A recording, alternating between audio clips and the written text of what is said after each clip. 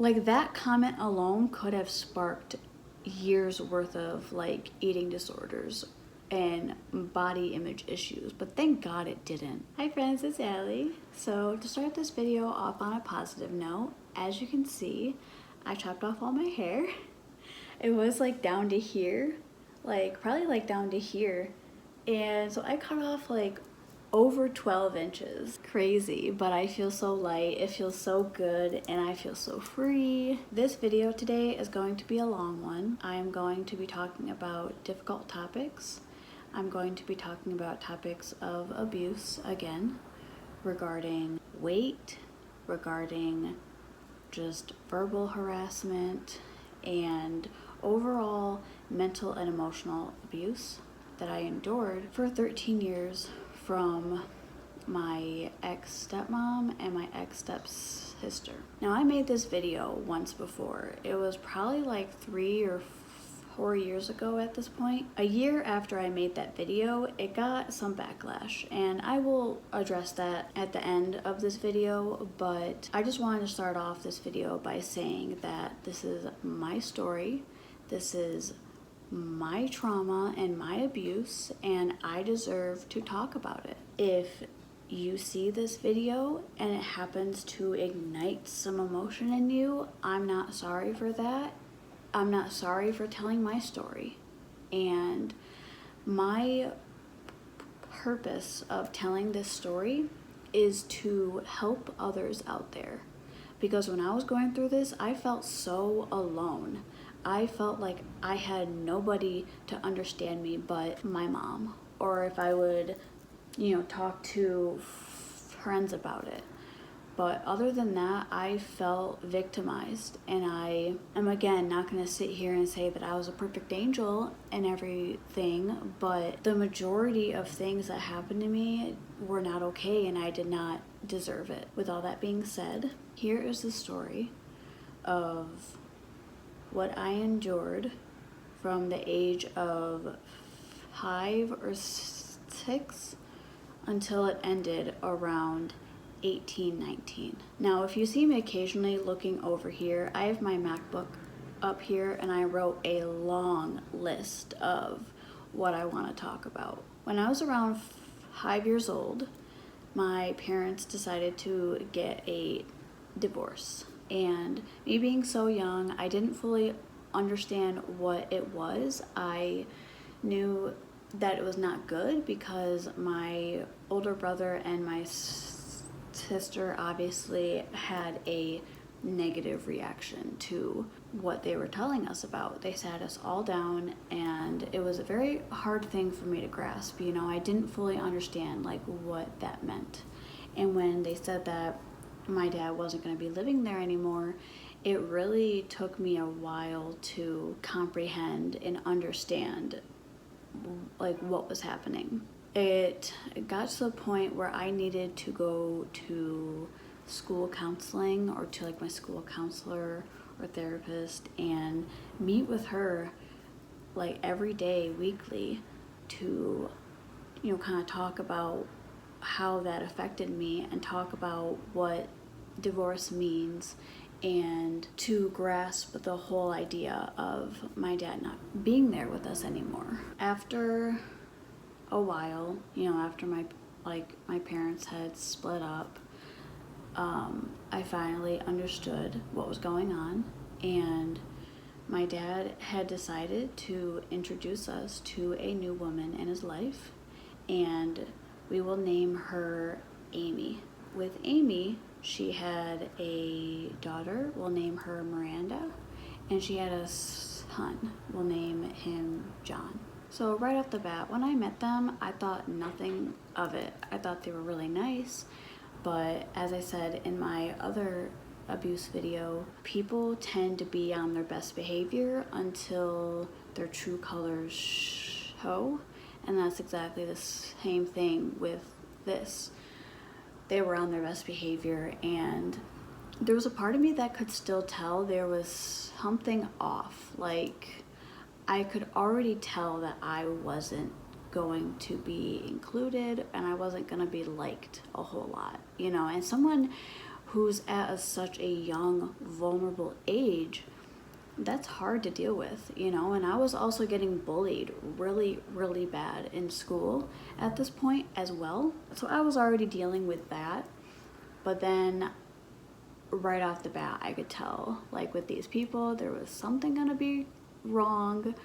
But of course, you're young, you don't know any better, give them the benefit of the doubt, you know, whatever.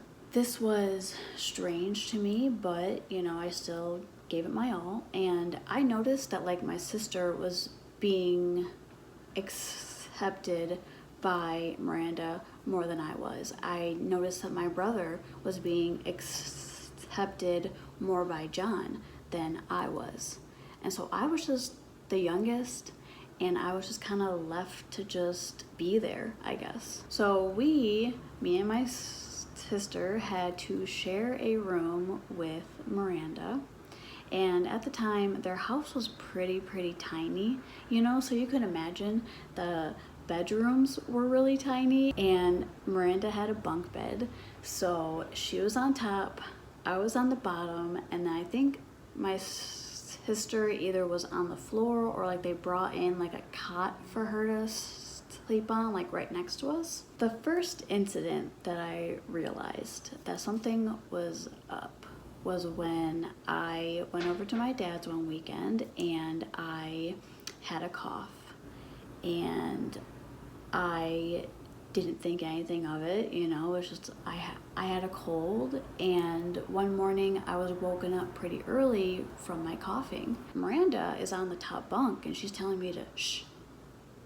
She keeps telling me to be quiet. She keeps telling me to stop coughing, and I'm like, I can't help it, I have a cough. Like, I think I actually said that, like, I have a cough. And I continue to cough because I'm a young kid with a cold, and she didn't like that. She stormed off the top of her bunk bed, and she got my dad. And so my dad came in, he asked if I was okay, gave me some medicine.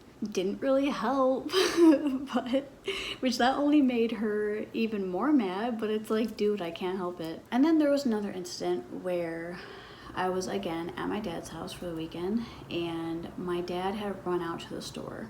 Now, remind you, I'm still pretty young, and Amy, my ex-stepmom at the time, wanted me to get in the bath, and I don't know why, but when I was young, I always needed help doing certain things, especially like taking a bath. I don't know, weird to look back on that, but you're young, so it is what it is. Even though 5 or 6 is kind of an old age to be needing help, but whatever. So Amy had wanted me to get in the bath, and I said, like, that's okay, like, I'll wait for my dad, you know, if someone else needs to get in, like, in there, that's totally fine, like, I'll just wait until he gets back, you know, like, to help me. And she was like, no, like, you need to get in the bath. And I was like, no, that's okay, like, I'll wait for my dad. And she was like, Allie, just get in the bath. And I was like, no, I will actually wait for my dad. Who are you gonna fucking talk to me like you're already my mom? Excuse me? No. So I remember, I think I just like bit the bullet and was like, fine, I'll just like get in the bath. And then my dad got home and he comes in and he's like, you know, hey, I know she's not your parent, I know she's not your mom, but like she is an adult, like you still have to respect her. And at the time, you know, and throughout a lot of the things that happened, I was always made to feel really bad for sticking up for myself. And so this was the first time where I really felt guilty and bad for doing that, you know. So I ended up apologizing to her and it was fine, you know. So that was like the second incident that was really weird, you know, and didn't rub me the wrong way. So around this time, I had found out about my twin brother Aaron, who passed away.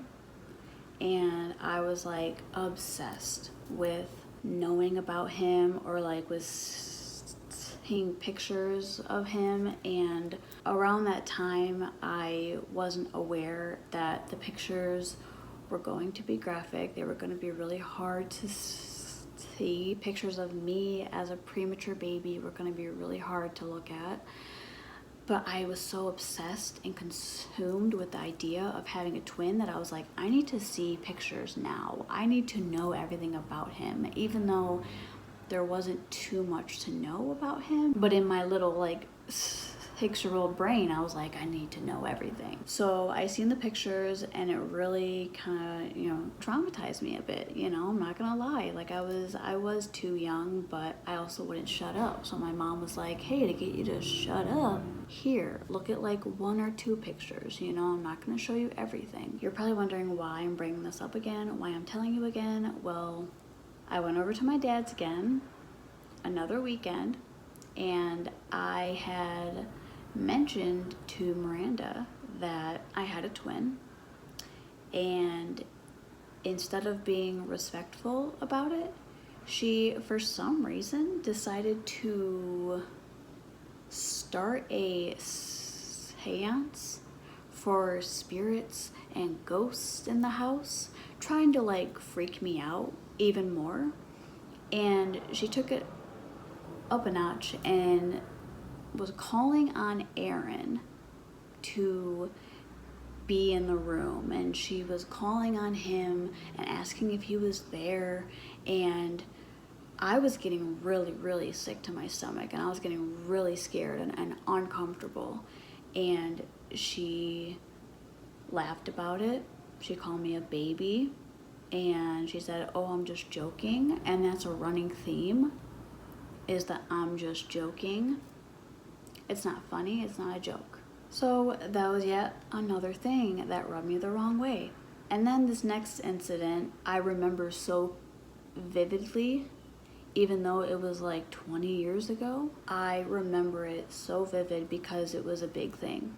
So it was wintertime at this point, and my ex-stepmom and my dad had this van.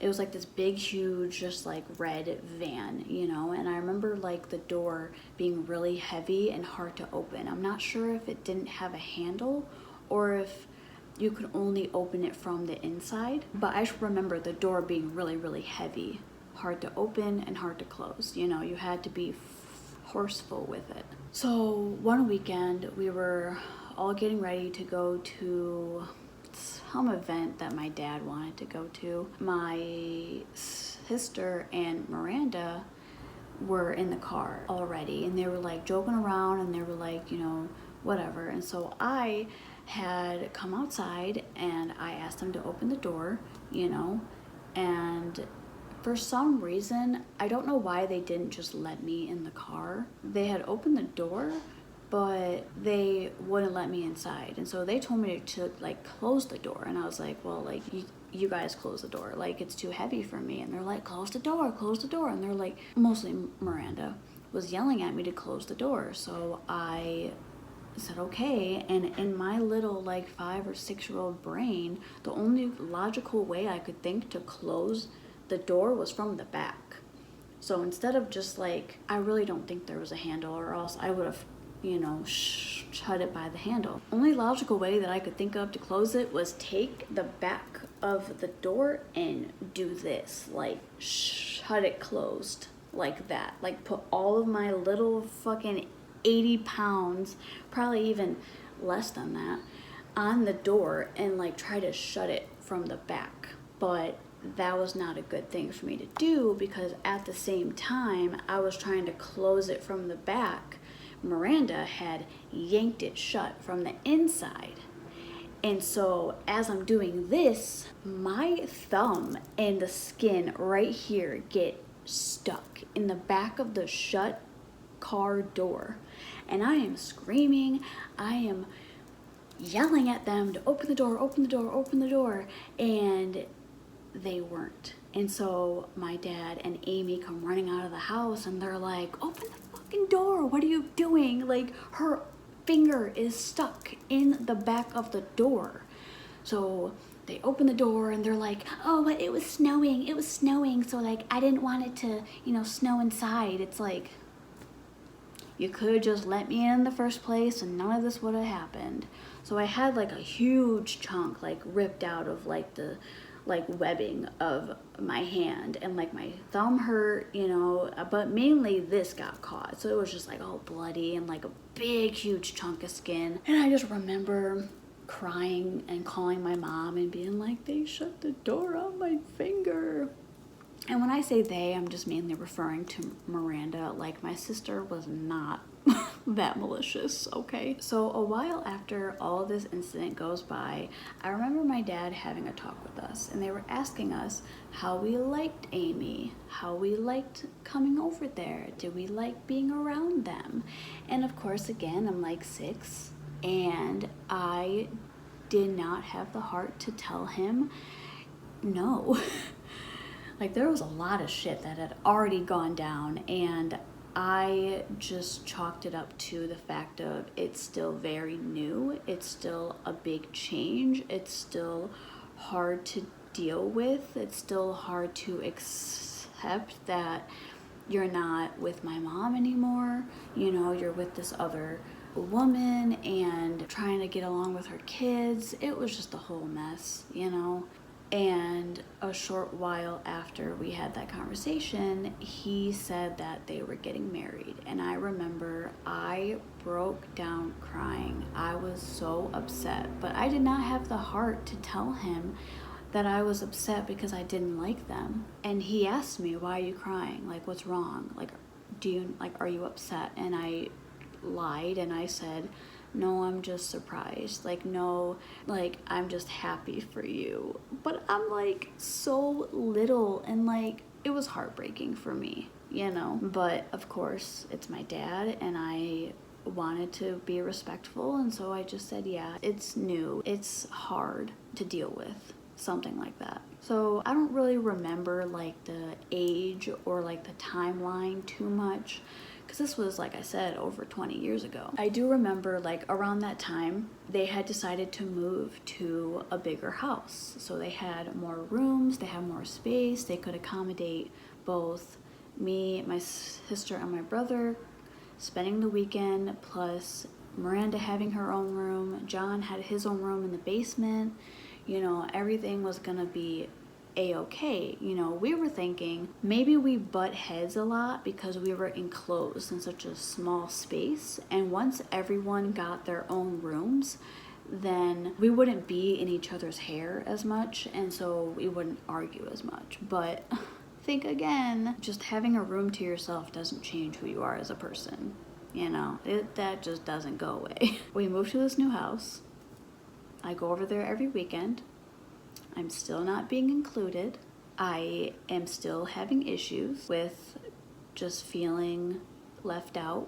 And so my mom had always taught me from a young age, if I'm upset, if I'm angry, instead of lashing out verbally, because I had an issue with doing that from a very young age because I was always bullied and I always had to learn like to stick up for myself, I was always told it's better to write in a journal, write down your feelings. It doesn't matter how angry you are in your journal. That is your journal. That is for you to see. And most of the time, no one's gonna read it. Everyone's gonna respect you, and you're gonna have a free space to vent and say what you want. So I started taking a journal over to my dad's because I knew I was gonna be ferociously writing in that journal, getting everything out, because I was just already so sick of being there. I mean, I want to say it's been probably like another year at this point. I remember this was also around the time that my dad and Amy got married. They did like a little ceremony, I think at their house. I don't really quite remember it, but something like that. I would bring my journal everywhere I would go because I would always be writing in it. And one time I had a really bad day with Miranda and Amy, and I left my journal out in the open, and my dad saw it. He read it. Now, I'm not sure if he knew it was mine, so to say, but he had read a few things and he was not happy. And I just told him, like, this is my space to vent. Mom told me to take this journal everywhere, so this is what I'm doing. It's probably not easy for you to read what I write. I was probably really nasty in what I was talking about, but I needed a space to vent. He wasn't too happy about that, but he did understand. I guess his thing was like he just wanted me to like talk to him about it, but it's like hard to do that when it's like, you know, your dad loves this woman. There were also incidences where Miranda would have friends over, and anytime she had friends over, guy or girl, it didn't matter, they always made sure to poke fun at me, make me feel like a fucking idiot for the stupidest of things. There was a hair commercial on one time, and I made some comment about the girl's hair being really pretty and shiny, and her friend was like, you know that's all computerized, right? Like, it's a fucking commercial, who cares, you know? Or like, one morning I woke up to Miranda and I think John and like their buddies, like their friends, making chocolate milk, and one of them took the Hershey bottle and just directly in his mouth, and I thought that was cool, so like I wanted to do it, and Miranda was like, no, that's only for adults. So you bet your ass, every time I have Hershey syrup, I one up because I'm a fucking adult. And that just bothered me, you know, something so small like fucking Hershey syrup.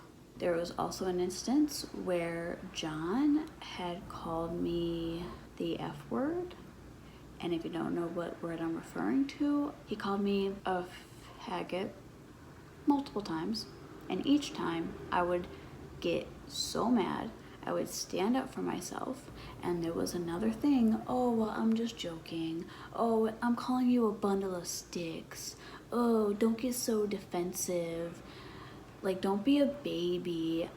And I'm like, you're calling like a 7 or 8-year-old at this point a faggot? And I know what that means, and I am not okay with that, even at that young of age. Miranda would call me it, John would call me it, and it was like a running joke, and it wasn't funny. It's still not funny. So during all of this stuff, I would keep to myself. I would literally like barricade myself in my room with my books and my TV and my movies, because if I could be alone to myself and not have to be treated like that, you bet your sweet ass that's what I would do. And that continued throughout like my teenage years even. I would always bring over books, and I would always read, and I would always use books as a way to get myself out of like the environment that I was in and into my books, you know? So to kind of get us all out of the house every so often, we would go camping, and I still to this day hate camping, probably because of these instances that I'm going to tell you about. So we would go camping, and at the time, like, my dad and Amy had just bought a little camper, you know, it was so cute. It was a little tiny house, basically. And we would all go camping, and we would meet other people down, like, at the beach or, like, at the playground, and just, like, hang out with them and talk to them. Well, one of these times, we met this younger man. He happened to be a person of color, and he was really nice. You know, he was not intimidating like Amy liked to say he was. Amy just did not have a nice bone in her body when it came to people of color. She was always so judgmental, and I'll get more into that later, but I just remember her having such a big problem with us hanging around this person of color. It doesn't matter the color of the skin, but that just goes to show what type of person Amy was. You don't need to be hanging around people like that. People like what? Nice people? Weird. You wouldn't know anything about that. And then when we were down at the beach one time, Miranda was a cheerleader And so she was trying to show off all of her back flips, her back handsprings, like her fucking flippy doos. And I just remember, of course, I unfortunately had to be in the line of fire of her fucking foot. When she did a flip backwards, she fucking sucker punched me in the goddamn face with her foot. And I was so mad. Remind you, I'm still very young at this point, probably like 8 years old. And instead of saying, oh my God, I'm so sorry, she turned around and she said, how about you move? How about you get out of my way? You're right in my way. How about you move? And so I lost my shit. It was like the fucking devil came out of me, and I said, you're such a fucking bitch. And I had never sworn before in my life. I had never sworn in front of her. I had never called her any names at this point, but like I said, the devil came out of me and I said, you're a fucking bitch. Oh my God, when I tell you, she stormed back up to the campsite, and I immediately, when I seen her storming up to the campsite, I was like, fuck, I'm in trouble, I have to apologize. So I am like running after her. I'm like, I'm sorry, don't tell my dad, like, I'm sorry, you know, like, I didn't mean it, like, I'm sorry, you know, I was just mad. Nope, next thing I know, we had walkie-talkies. We didn't have phones. We had walkie-talkies at the time.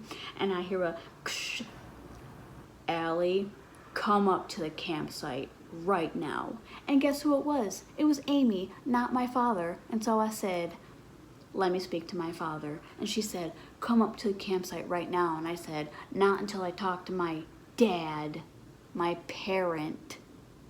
And so my dad gets on the walkie-talkie and he's like, Alex, come up to the campsite. And when he calls me Alex, oh, I know I'm in deep shit. So I go up to the campsite and I get grounded to the camper for like 20 minutes. And then after that, we all had a fucking family meeting about saying the F word and swearing. And I had to apologize. And I'm pretty sure she loosely apologized for kicking me in the fucking face. It was never the same since then. There was another incident, you know, as I'm older. I don't remember the age correctly, but I remember I was older and again at my dad's for the weekend, and me and Miranda got into some type of fucking argument, and she decided it was a good idea to march my ass down the hallway, like mow me down the hallway. So she's coming at me this way, so I'm like backing up, you know, down the hallway, and I can't remember if she pushed me or if I fell, but I remember I was on the floor. And at that point, my dad had come out and he's seen that, and he's seen her over me, and he was like, who do you think you are? Who do you think you are picking on a little girl like that? Pick on someone your own fucking size. Like, he was pissed. And I was so grateful in that moment, because all the other times, things were always done when he wasn't around. And then when I would stick up for myself, that's when he would come in the room, and so it would always make me look like the fucking asshole, but it was always them, and he would always come in when I was standing up for myself. But this time, he seen it firsthand, and so he was like pissed. But I mean, there were still times where like he would see things and I would stick up for myself and I still got in trouble, you know? But it's just because, oh, like, you have to hold your tongue, you have to be better than that, or, you know, and it's just bullshit, honestly. If does not matter who is talking to you, if someone is disrespecting you, you have every right to stand up for yourself.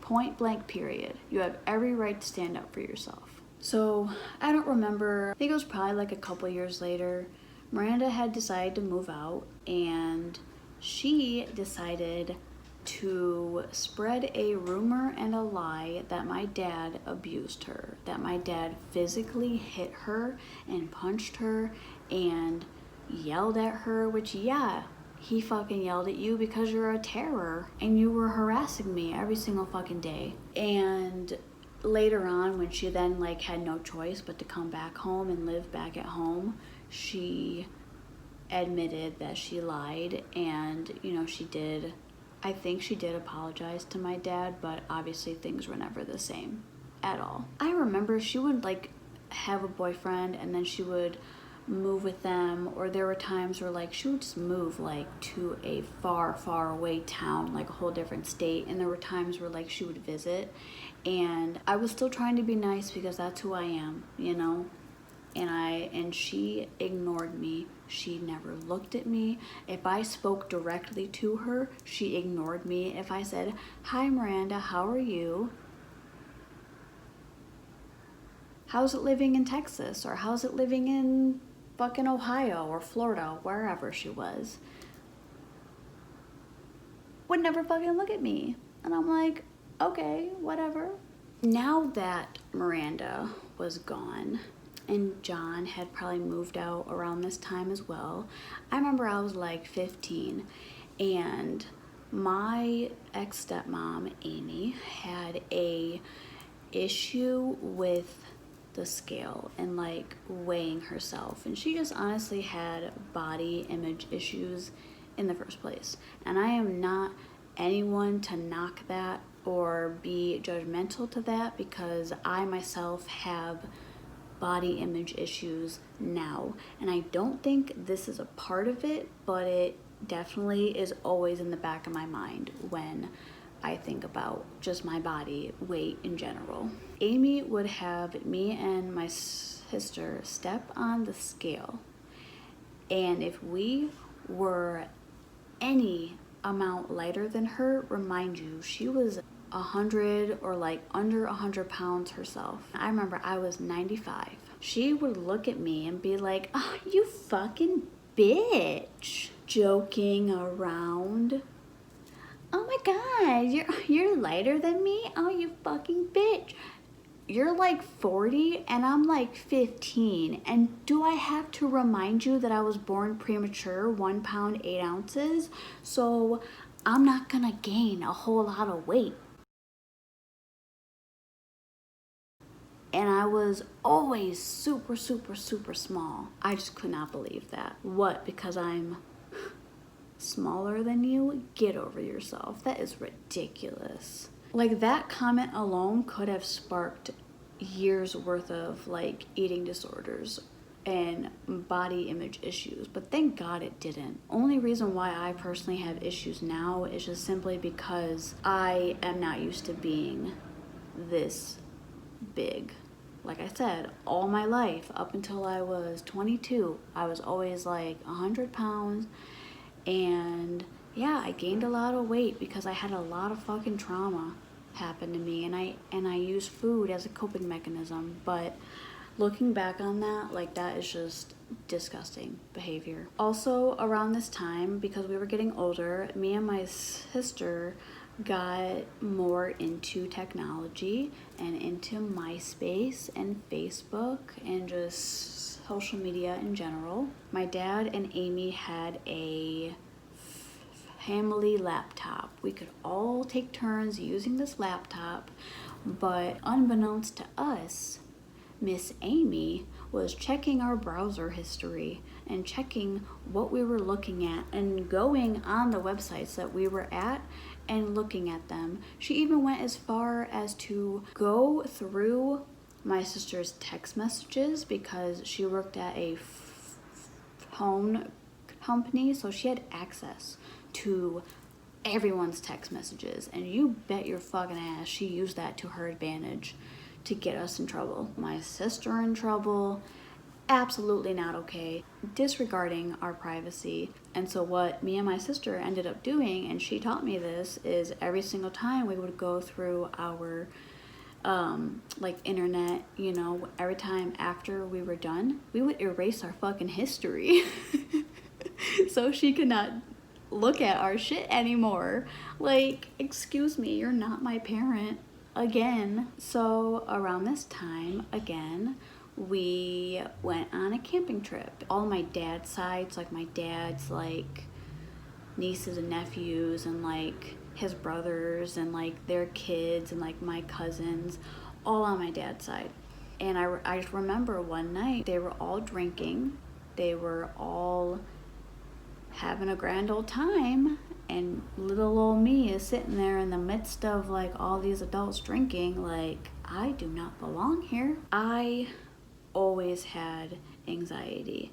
It didn't matter where we were, I just had anxiety. They would have parties on the weekends, you know, they would have like their friends over and they'd be drinking, and where was I? In my room trying to go to sleep, because I didn't want to be around all of that. It made me uncomfortable. You know, I just didn't like being around drunk people. And so this was no different. Being at a camping site, even though I was older, still no different. And Amy knew this. She knew that I was uncomfortable around drinking because I had actually confided to her a couple times when she was drunk herself and nice to me that I was uncomfortable, and I would cry and just be like, I don't like being here. Well, this incident, this was like the beginning to the end for me. So like I said, they were all drinking, it was late at night, and I just remember needing to go to the bathroom. And back then I stuttered really bad on my B's. I could not get out bathroom for the life of me, but I still needed someone to come to the bathroom with me because they had to like walk down this like really dark trail, and it was like this like really weird sketchy porta potty thing, and they always told us, don't go to the bathroom alone, like get some help. So it was Amy right here in front of me and my dad right here on the side. And I had asked just out in the open, I said, hey, like, can someone come with me to the bathroom? But that didn't come out that easily. I stuttered really bad. And instead of just being like, yeah, sure, like, I'll come with you, Amy looks at me dead in my fucking eyeballs and she says, what are you drinking too? How about you calm down? And I said, no, I'm not drinking, I stuttered. My dad, who's standing right here, mind you, also has a stutter. So shortly after that incident, things were never the same. I mean, there was just a multitude of things that had already happened, but going for my disability, that is disgraceful. I remember one weekend I was just not okay. I had wanted to talk to my dad. I was like upset. I was just not myself that weekend, and he could tell. And so on the last day that I was gonna be there for that weekend, he sat me down and he said, okay, what's up? He's like, you're not yourself, what's wrong? And so I just busted out crying and I said, Dad, I don't like Amy, I don't like Miranda. They are very mean to me. They harass me and they put me down and they make me feel so bad every single time I'm over here. And he said, well, when? And so I brought up that camping incident where I stuttered and she blatantly looked me in my fucking face and said that. And he was like, no, she didn't. And I was like, Dad, you were right there beside us. You were standing literally right there. And you didn't hear that? And he was like, no. He's like, I must have not like been paying attention. He was like, well, you know, this is something that like we're gonna need to talk to her about. And so he decided to have me call my mom. And so I called my mom crying and I said, I just told Dad that I hate Amy, that I hate Miranda, that I don't like coming here because they abuse me. And my dad decided to think of the only thing that he could at the time to resolve things was to have us sit down and have a conversation.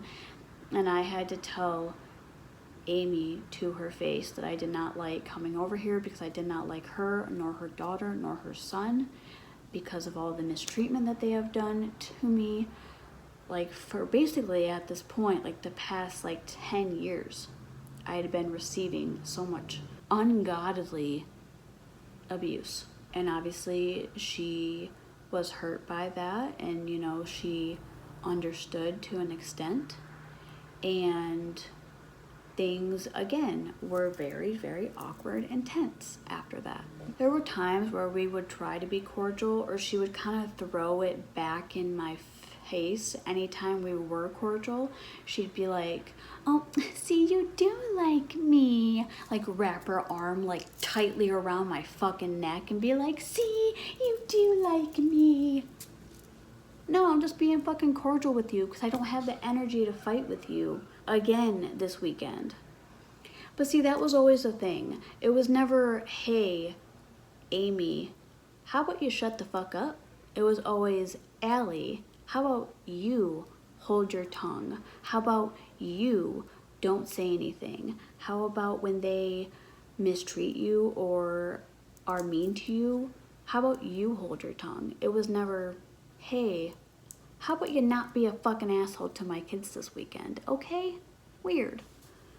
So that was annoying, you know, just like her constantly being like, oh, so you do like me. Like, no, I'm just being cordial. And there were times where like this, I'm bringing back into the whole judging people thing, where we would be watching TV and she would always call out someone for their weight, call out someone if they were wearing a revealing outfit. Just making any sort of comments to degrade another human being, despite it being a TV show, just using anything she could to put someone else down to make herself feel better. And obviously she had a multitude of issues, and her parents were the same exact way, so it makes sense why she was like this, but still, that's not okay. I would always stand up for those people on the TV. They can't help their weight.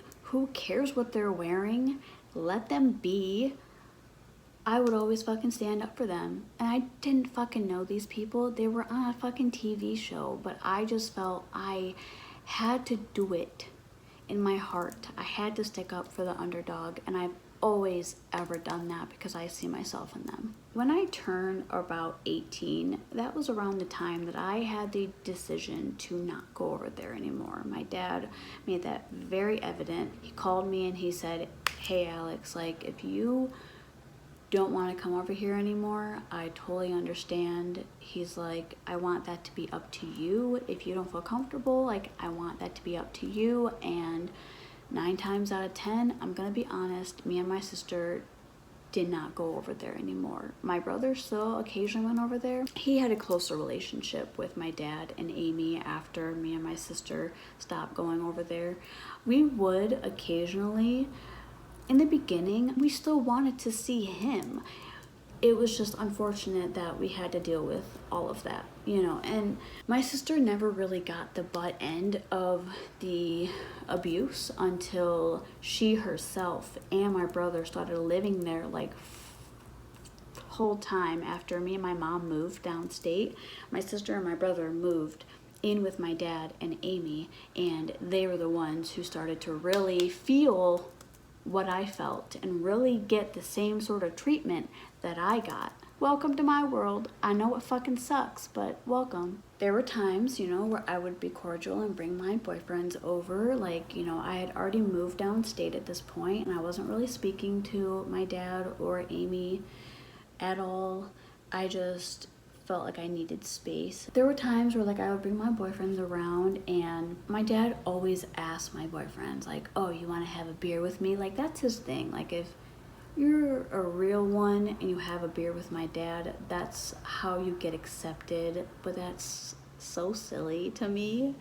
I don't really drink. I was like 20 at the time. Amy still had to jab at me a little bit, because my dad asked my ex at the time if he would like a drink, and he politely declined because he is not a drinker himself, and he knows that it would make me uncomfortable if he were to drink, because I don't like to be around drunk people, given everything that went on there. And so he politely declined, and Amy decides to look at him and say, oh, why? Why? Is it because of your old lady here? You're really gonna listen to your old lady? Come on, you're not gonna just do it for yourself? Don't listen to her. That's a good first impression. Like, whatever, dude. You're gonna use this as another jab towards me. Like, go ahead. Whatever, man. Obviously, that relationship didn't work out. I remember I brought Garrett over there one time to, like, meet them, and, like, he was like, yeah, I see what you're talking about. And I'm like, yeah. But as time went on, you know, I remember she deleted me off Facebook, but yet she would always make that such a big deal, having Facebook. And if my sister deleted her off Facebook, she would throw a shit fit, and like my dad would like basically have to beg my sister to add Amy back on Facebook. Like, how childish. Here's where we come to the point where I decide to make a video. My dad and Amy at this point, I want to say they were on the brink of their marriage ending. I remember I made the video, and then a year after, a whole 365 days, a whole 12 months had passed. Amy and Miranda had found it and watched it and cried to my dad.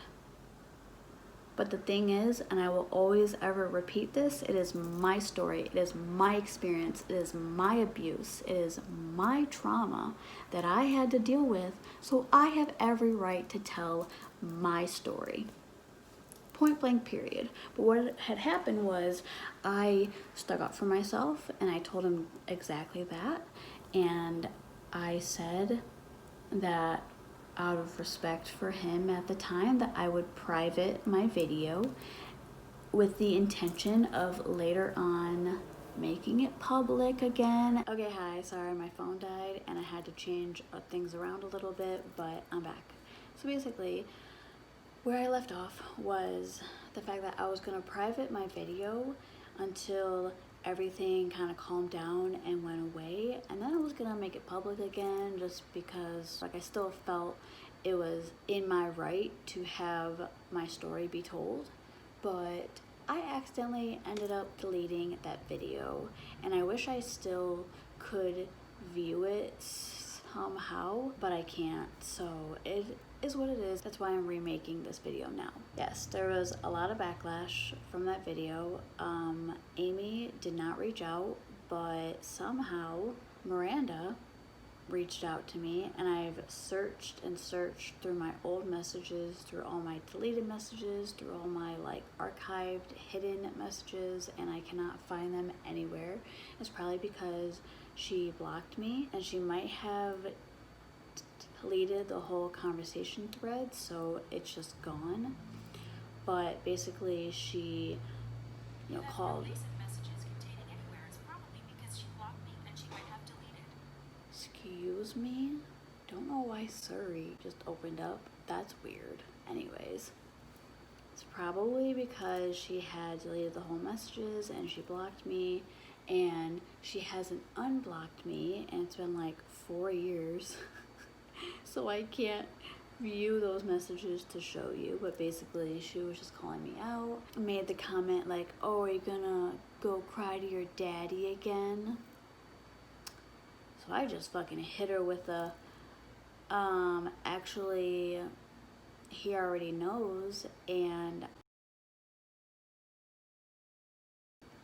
also, glad that he's not with your scummy mom anymore. I'm glad that you're not a part of my life anymore, because I'm sick of your abuse and your harassment. Goodbye. Them two never have ever apologized or owned up to what they did. So the only person that I ever kind of got a apology from was John.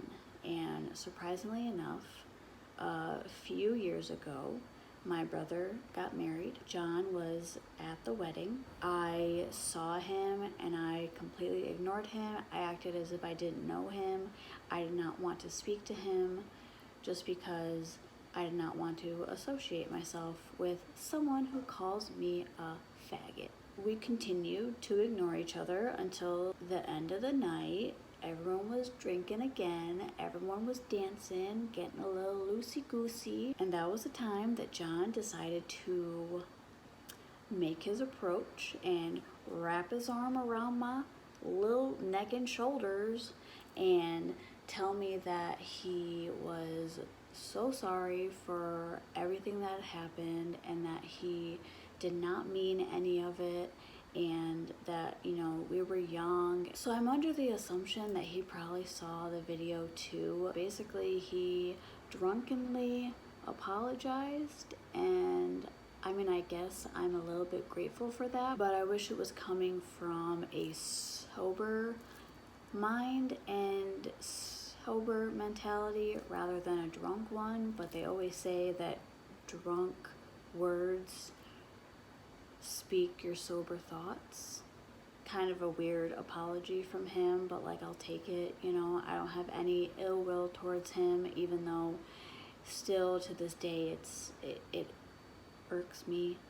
But I mean, he was the only one who apologized and actually like owned up to what he said, you know. And I never really truly had any issues with him aside from those times when he would call me that, you know, which that's still not right. And then like a year later, my sister has her wedding, and she was gonna have Miranda, but Miranda did a no-show, thankfully, because I did not want to fucking be around her. I did not want to associate myself with her. I did not. No way, no how was I gonna be at the same event as her and be nice to her. Absolutely not. Especially after the whole video thing, and she like cussed me out. Oh, no way. So thankfully she did a no-show. But I mean, you know, her and my sister are still cordial. One last thing that Amy did that was completely and utterly disrespectful and disgusting and immoral was she decided that after 20 or so years of having our dog, our beautiful golden retriever, to give her up, and she dropped her off at a shelter and said, I have no room for her in my life anymore. So my sister went and rescued our dog, and she lived with her for the remainder of her life, and she just passed, I want to say about a couple years ago. And she was the best dog, and she did not deserve to be dropped off at a shelter like she meant nothing, like she was just some old piece of meat or old baggage. It was like she was done with my dad, so she's done with their dog. Nobody speaks to her at all. I have a hard time with letting go of people who have hurt me like that, you know. That's why I still haven't forgiven Garrett's mom and brothers for what they did to me, is because I feel like forgiveness is in a way allowing that behavior, and maybe I need to learn a new way of letting go, but it was just too much, you know. To put this off on a good note, my dad has moved on. He has been with a wonderful woman. I have met her and hung out with her and spoken to her many times, and she is so nice, and she is so respectful, and she is everything that Amy wasn't. And I am so grateful for her, honestly, to be in my dad's life, to actually show him respect and show him what a good human being is. And I distinctly remember when my father told me that him and Amy were no longer together, I literally said, I am so glad you are choosing better for yourself. And I'm so proud of you. I'm so glad that we are done with all of that. I mean, my sister can associate herself with Miranda, and my brother can associate himself with John, but I absolutely not. I'm kind of hoping in a way that this video will allow me to get some closure and allow me to not be haunted by those demons. But I also want to make it very clear that I am who I am today because of all that abuse. And I wouldn't trade anything for that. If I could go back and do anything differently, I would probably stand up for myself a hell of a lot more. And I am really glad that things are a lot different and things are better now. With all that being said, thank you so much for watching this video. If you have reached the end, I understand this video is very long, but it needed to be so I could disclose everything. And I do not regret this, and this video will remain public. Just know that it feels good to tell my story, and it feels good to get that off of my chest, because I have been silenced and I have been quiet for too long, and I am finally able to use my voice and speak out against abuse that has happened to me, and I'm proud of that, and I'm proud of myself. So thank you guys so much for watching this video, and if you liked it, give it a thumbs up. If you would like to subscribe, that would be cool. You don't have to, and I will see you guys in my next video. Bye.